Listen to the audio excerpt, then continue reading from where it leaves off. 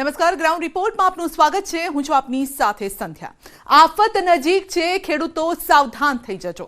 હવામાન વિભાગ અને હવામાન નિષ્ણાતોએ આ વખતે એક સુરમાં કહ્યું છે કે મોસમનો મિજાજ બદલવાનું નક્કી છે અને રાજ્યમાં કયા વિસ્તારમાં માવઠાનું સંકટ છે અને ક્યારે આફત આવી રહી છે। જોઈ લો ગ્રાઉન્ડ રિપોર્ટનો આ અહેવાલ।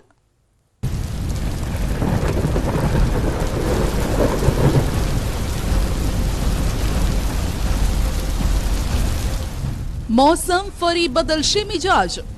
राज्यना अनेक जिल्लानी अंदर मावठું પડવાની શક્યતાઓ છે। આ વખતે માવઠું થવાનું નક્કી છે। હવામાન ધારા ફેરફાર થશે। વાયુના તોફાનો, પવન, કમોસમી વરસાદ વગેરે થવાની શક્યતા રહેશે। હવામાન નિષ્ણાત પરેશ ગોસ્વામીની ચોંકાવનારી આગાહી। આપણા માવઠાથી બચી જઈએ તો દ્વારકાધીશની કૃપા કહેવાશે આપણી ઉપર।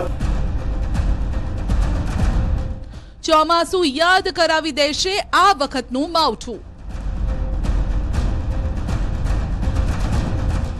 તો આ માવઠું છે એને કારણે અનેક જિલ્લાઓ છે પ્રભાવિત થવાના છે। માવઠા સાથે ફૂંકાઈ શકે છે ભારે પવન।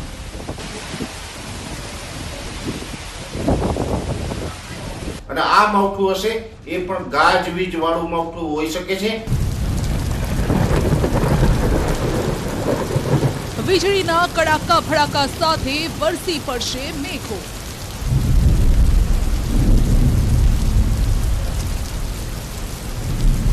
ખેડૂત ભાઈઓ સાચવી લેજો તમારો પાક। દરેક ખેડૂત ભાઈઓને અપીલ કરું છું કે આપણું જે કંઈ ખેત ઉત્પાદન અથવા તો જે કંઈ ખેતીના કામો કરવાના હોય જેટલું થઈ શકે એટલું આપણે સાચવવાનો પ્રયત્ન કરવો।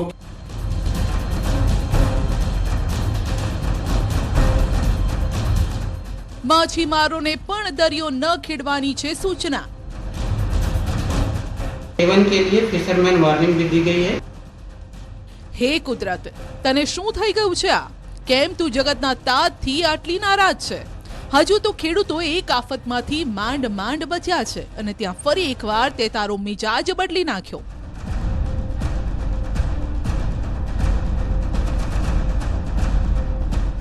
ફેબ્રુઆરીની આગાહીમાંથી ખેડૂતો માંડ માંડ ઉગર્યા છે અને ત્યાં હવે માર્ચની આગાહી ખેડૂતો માટે ફરી ચિંતાના વાદળો લઈને આવી છે।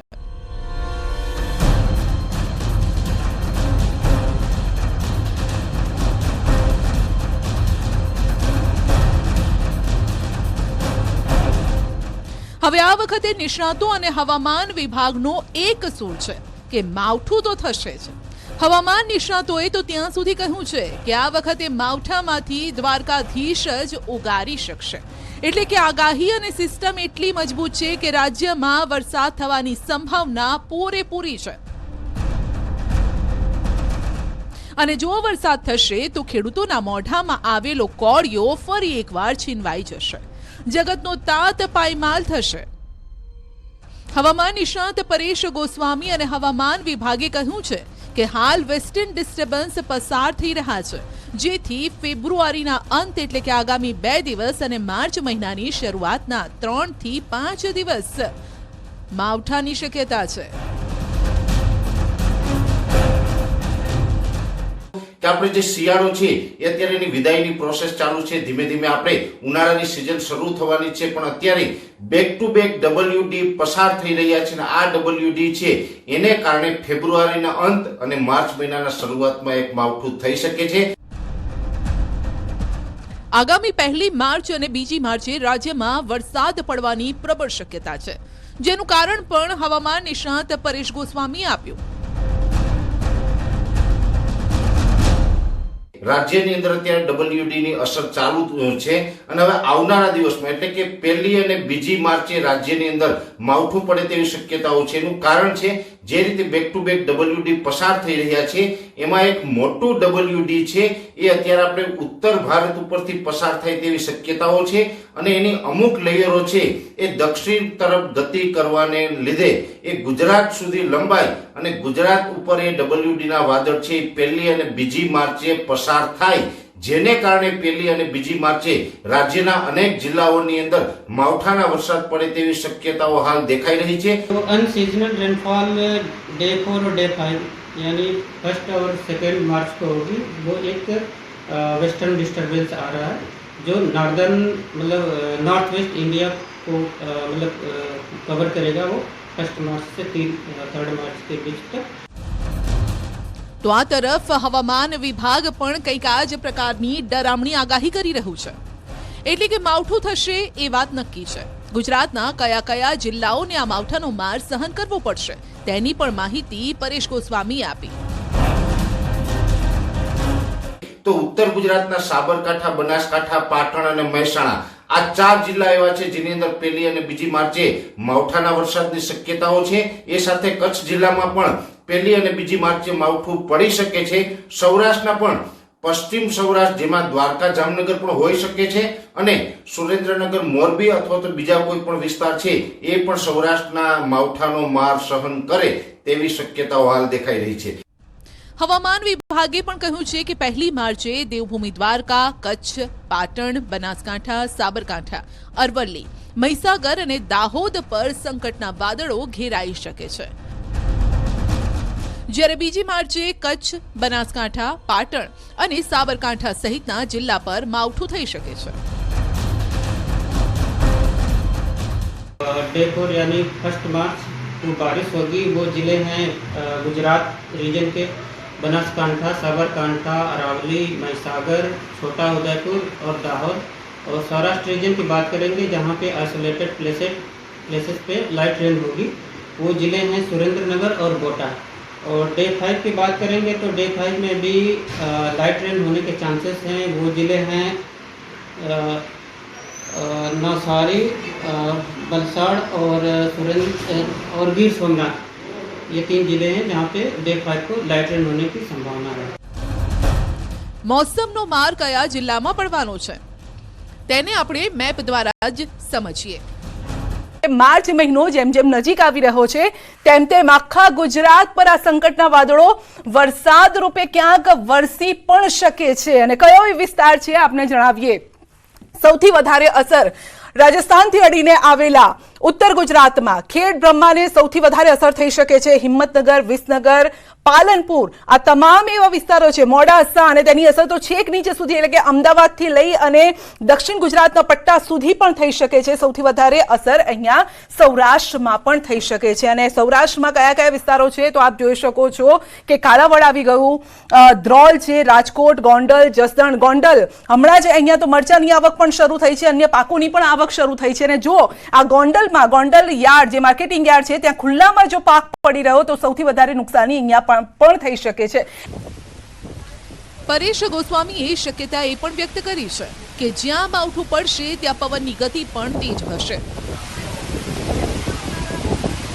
એક અંદાજ મુજબ ભારે પવન સાથે વરસાદ થશે જે ખેડૂતોનો પાક બરબાદ કરવા માટે કાફી છે, એટલે ખેડૂત ભાઈઓએ સાચવવાની જરૂર છે। અને આ માવઠું હશે એ પણ ગાજવીજ વાળું માવઠું હોઈ શકે છે। જ્યાં વરસાદ પડશે ત્યાં તોફાની થોડીક વાર એટલે કે કલાક 1.5 કલાક માટે જ માવઠું હશે, પણ ગાજવીજ અને એકદમ તીવ્રતા સાથે માવઠું થઈ શકે છે। એટલે એક પ્રકારે થંડરસ્ટોર્મ એક્ટિવિટીના ભાગરૂપે આ માવઠું થઈ શકે એવી અત્યારે હાલ એક પ્રાથમિક અમારું પ્રિડિક્શનની અંદર અનુમાન આવેલું છે। હવામાન નિષ્ણાત અંબાલાલ પટેલે પણ ભારે પવન ફૂંકાવાની શક્યતા પહેલા જ વ્યક્ત કરી હતી। મધ્ય ગુજરાત, ઉત્તર ગુજરાત અને કચ્છમાં આંચકાના પવન ફૂંકાવાની અંબાલાલ પટેલ પહેલા જ આગાહી કરી ચૂક્યા છે અને આ પવન પણ જેવો તેવો નહીં હોય। કચ્છમાં તો 50 કિલોમીટર પ્રતિ કલાકની ઝડપે પવન ફૂંકાશે। માર્ચ તારીખથી 105માં મોટા ફેરફાર આવી રહ્યા છે અને આ ફેરફારના કારણે ઉત્તર ગુજરાત, પૂર્વ ગુજરાત, મધ્ય ગુજરાત, ઉત્તર સૌરાષ્ટ્રના ભાગો, સૌરાષ્ટ્રના અન્ય ભાગો, કચ્છના ભાગોમાં કમોસમી વરસાદ થવાની શક્યતા રહેશે। અને આ વખતે વાયુના તોફાનો ભારે થશે। લગભગ મધ્ય ગુજરાતમાં 20 કિલોમીટર ઉપરની ઝડપે પવન ફૂંકાશે અને આંચકાનો પવન લગભગ 50 કિલોમીટરની આસપાસ રહેવાની શક્યતા રહેશે। મહત્વનું છે કે હાલ ઉત્તર ગુજરાતમાં જીરું, રાયડો, ઘઉં, ધાણા, બાજરી, જુવાર, તુવેર, એરંડા, વરિયાળી અને મરચાનો પાક ખેડૂતોના ખેતરમાં તૈયાર પડ્યો છે. કેટલાક લોકોએ પાકની કાપણી કરી નાખી છે તો કેટલાક ખેડૂતો હાલ પાક લણી રહ્યા છે. જો આવા સમયે વરસાદ થાય તો ખેડૂતોની મહિનાઓની મહેનત એળે જાય. એટલે જ હવામાન નિષ્ણાત પરેશ ગોસ્વામીએ ખેડૂતોને અપીલ કરી છે કે જેટલું બની શકે તેટલું ખેતીનું કામ વહેલા પૂરું કરી લેવામાં જ મજા છે. એડવાન્સમાં દરેક ખેડૂત ભાઈઓનું અહીંયા જાણ કરીને ચેતવી દઉં છું, કેમ કે 1 અને 2 માર્ચે આપણા માવઠાથી બચી જઈએ તો દ્વારકાધીશની કૃપા કહેવાશે આપણી ઉપર. પણ આપણે અત્યારે એક ટેકનોલોજીના માધ્યમથી જે આપણે જોવા મળ્યું છે એ મુજબ દરેક ખેડૂત ભાઈઓનું અપીલ કરું છું કે આપણું જે કાંઈ ખેત ઉત્પાદન અથવા તો જે કાંઈ ખેતીના કામો કરવાના હોય જેટલું થઈ શકે એટલું આપણે સાચવવાનો પ્રયત્ન કરવો, કેમ કે 1 અને 2 માર્ચે રાજ્યના અનેક વિસ્તારોની અંદર માવઠાની શક્યતાઓ છે. તો આ તરફ દરિયાદેવ પણ ફૂંફાડા મારશે, માટે માછીમારો બચીને રહેજો. માછીમારો જો દરિયો ખેડવા ગયા તો પછી આફત નોતરી લેશે તેવું મનાઈ રહ્યું છે. કારણ કે ઉત્તર તરફથી જે પવનો ફૂંકાઈ રહ્યા છે તેની ઝડપ પણ વધી રહી છે. સવારથી લઈ અને સાંજ સુધી 55 કિલોમીટર પ્રતિ કલાકની ઝડપે પવન ફૂંકાય છે, જેના કારણે દરિયામાં પણ તોફાની મોજા ઉછળી રહ્યા છે. फिशरमैन वार्निंग आज के लिए है नॉर्दर्न कोस्ट, मतलब नॉर्दर्न कोस्ट ऑफ गुजरात के लिए, और जो मतलब विंड की जो स्पीड होगी वो 25 से 30 kmph के बीच में होगी और गस्टिंग होगी वो 35 kmph. તો હવામાન વિભાગની આગાહીના પગલે ખેતીવાડી માર્કેટ યાર્ડમાં પણ સૂચના આપી દેવાઈ છે કે અનાજની બોરીઓને સુરક્ષિત રાખજો. મહત્વનું છે કે હાલ ગોંડલ માર્કેટ યાર્ડમાં મરચાની મબલક આવક થઈ રહી છે અને તેવા સમયે જો વરસાદ પડે તો ખેડૂતોને પણ મોટી નુકસાની વેરવાનો વારો આવે. આમ હાલ રાજ્યમાં કમોસમી વરસાદની આગાહીથી જગતના તાત પર વધુ એક ઘાત આવી પડી છે. બીજી તરફ મિશ્ર ઋતુએ લોકોને હેરાન પરેશાન કર્યા છે, કેમ કે રાજ્યમાં શિયાળો વિદાય લેવાની તૈયારીમાં છે અને આ તરફ ઉનાળાએ પહેલા જાણે કે એન્ટ્રી કરી લીધી હોય તેમ બપોરે કાળઝાળ ગરમીનો અહેસાસ થઈ રહ્યો છે. તેવામાં વરસાદની આગાહીએ સૌને ડરાવી દીધા છે.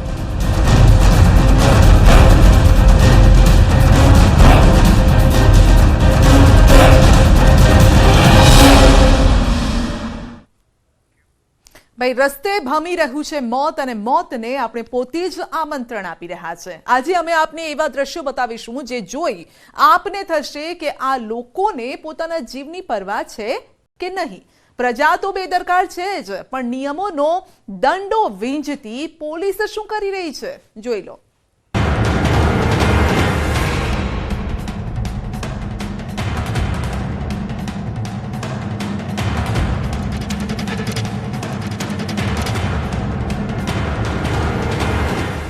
જોઈ લો મોતની સવારીનો આ વિડીયો.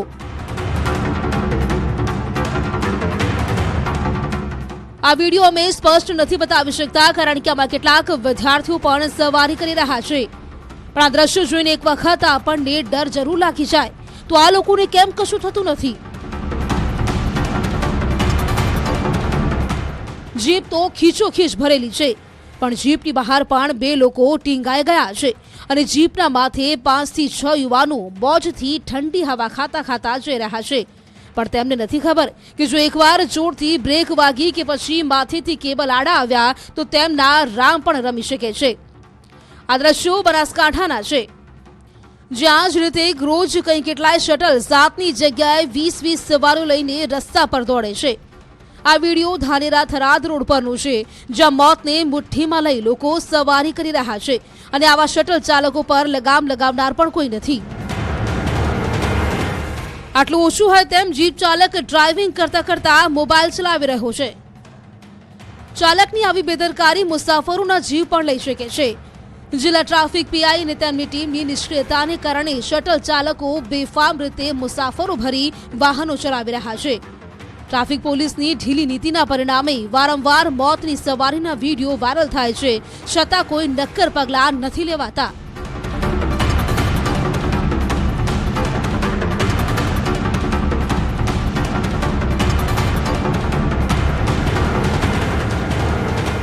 થોડા સમય પહેલા જ બનાસકાંઠાથી આવા દ્રશ્યો સામે આવી ચૂક્યા છે, જ્યાં વિદ્યાર્થીઓના જીવ જોખમમાં મુકાયા હતા. જીપ ડાલામાં જોખમી સવારીના દ્રશ્યો બનાસકાંઠા જિલ્લાના સરહદી વિસ્તારના છે, જે વાહનમાં માલ સામાનની હેરાફેરી કરવાની હોય તે વાહનમાં વિદ્યાર્થીઓને લઈ જવાયા, અને એ પણ જોખમી રીતે. એક સાથે 50 વિદ્યાર્થીઓને ઠાંસીને ભરી દેવાયા. આ વિડીયો છે ભાભાના કપરુપુર પ્રાથમિક શાળાના વિદ્યાર્થીઓનો. પ્રાથમિક શાળાના વિદ્યાર્થીઓ જીવનું જોખમ ખેડીને જીપ ડાલામાં મુસાફરી કરી રહ્યા હોય તેવા વિડીયો સામે આવ્યા. ભાભાના કપરુપુર પ્રાથમિક શાળાના 50 વિદ્યાર્થીઓને જીપ ડાલામાં ખીચોખીચ ઘેટા બકરાની જેમ લઈ જવાઈ રહ્યા છે.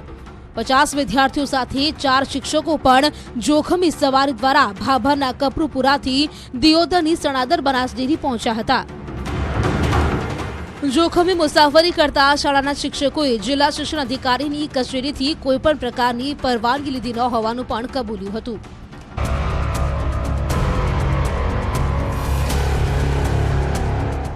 સાબરકાંઠા જિલ્લામાં વડાલ પ્રાથમિક શાળા 2ના બાળકોને ટેમ્પામાં લઈ જતી એક ઘટના પણ સામે આવી. આ બાળકોને ઈડરના ચુરવાડ પ્રાથમિક શાળામાં પ્રી વોકેશનલ કેમ્પમાં લઈ જવામાં આવી રહ્યા હતા, અને આ બાળકોની આઈસર ટ્રકમાં ઘેટા બકરાની જેમ ભરી જોખમી સવારી કરાવતો હોવાનો વિડીયો સામે આવ્યો હતો. જો કે શિક્ષકો દ્વારા જીવના જોખમે બાળકોને મુસાફરી કરાવતા અનેક સવાલ ઉભા થયા છે. જિલ્લા શિક્ષણ અધિકારીએ આ ઘટનાની નોંધ લીધી હતી. દોડતા ભાગતા અમદાવાદના દ્રશ્યો છે, જે અમદાવાદના રસ્તા પર ખુલ્લા હાથે એક યુવતી 2 વ્હીલર ચલાવતી હોય તેવો વિડીયો સામે આવ્યો, અને એ પણ ભરચક રસ્તા પર. આવામાં જો બેલેન્સ બગડ્યું હોય તો તે વાહન સાથે નીચે પણ પટકાઈ શકે, મોતને નોતરી શકે છે આવા સ્ટન્ટ. અમદાવાદમાં પાપાની પરીએ રોડ પર કર્યો ચાલુ વાહને ડાન્સ. અમદાવાદના એરપોર્ટ રોડ પર મહિલાનું એક્ટિવા પર સ્ટન્ટ કરતો વિડીયો સામે આવ્યો. સોશિયલ મીડિયામાં પ્રસિદ્ધ થવા માટે આજનું યુવાધન કોઈ પણ હદ સુધી જઈ શકે છે. એ પછી જીવ પણ કેમ જોખમમાં ન નાખવું પડે? રીલ્સના ચક્કરમાં રિયલ લાઈફને હીરોમાંથી ઝીરો બનાવવા માટે અમદાવાદની એક યુવતી રોડ પર નીકળી હતી. અમદાવાદના રોડ પર મોડી રાત્રે એક યુવતી જો ચાલુ એક્ટિવાએ કેવા સ્ટન્ટ કરી રહી છે, જાણે કોઈ ફિલ્મનું શૂટિંગ ચાલી રહ્યું હોય તે રીતે થોડીવાર સ્ટીયરિંગ પરથી હાથ મૂકી ખુલ્લા હાથે એક્ટિવા ચલાવે છે, અને સાથે સાથે ડાન્સ પણ કરી રહી છે. થોડીવાર સ્ટીયરિંગ પકડી ડાન્સ કરી રહી છે. 1 કે 2 નહીં, 3 થી 4 કિલોમીટર સુધી યુવતી આ રીતે સ્ટન્ટ કરતી રહી. સતત ટ્રાફિકથી ધમધમતા રોડ પર ચાલુ વાહને ખેલ કરતા વાહન ચાલકોમાં દહેશત ફેલાઈ. પણ પાપાની પરીને તો જાણે ચાલુ વાહને હવામાં ઉડવાનું જુનૂન ચડ્યું હતું, એટલે અકસ્માતની તેને કોઈ ફિકર નથી.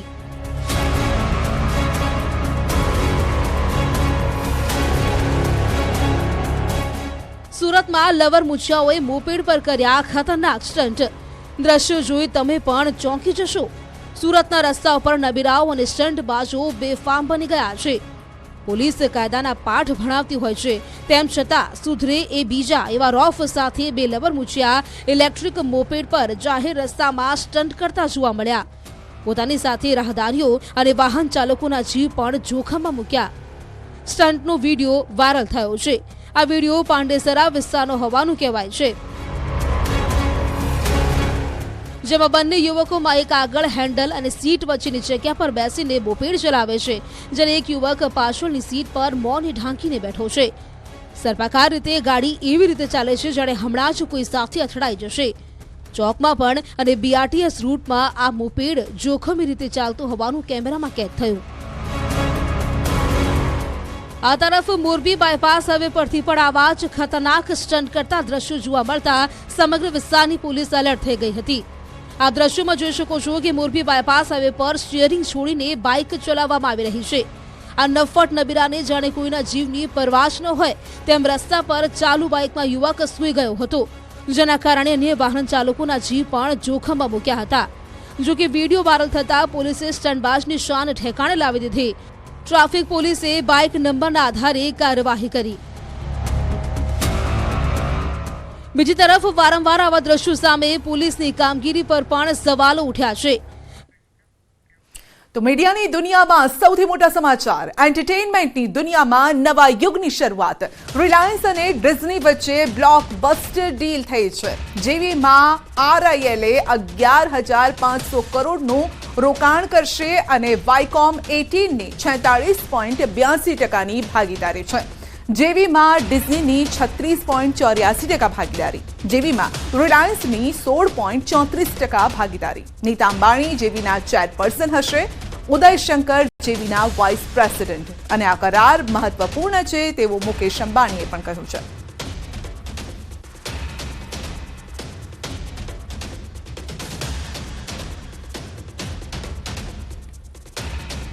તો મીડિયાની દુનિયામાં સૌથી મોટા સમાચાર, એન્ટરટેનમેન્ટની દુનિયામાં નવા યુગની શરૂઆત થઈ રહી છે. વાયકોમ અને ડિઝની વચ્ચે બ્લોકબસ્ટર ડીલ થઈ છે, જેવીમાં રિલાયન્સ 11,500 કરોડનું રોકાણ કરશે.